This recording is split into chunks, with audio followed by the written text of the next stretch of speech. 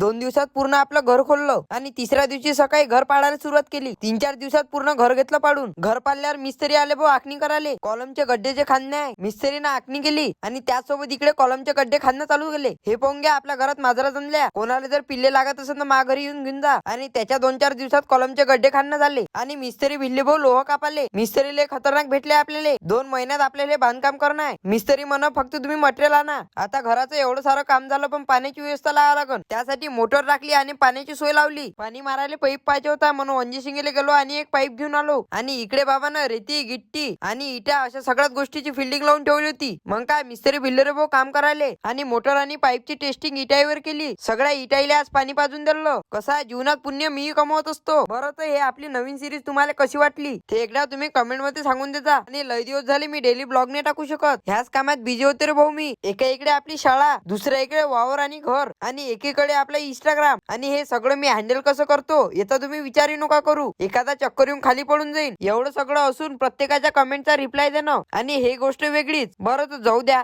जयला हा व्हिडिओ पटला असेल ते फॉलो करा आणि जयला हा व्हिडिओ नसन पटला तेही फॉलो करा.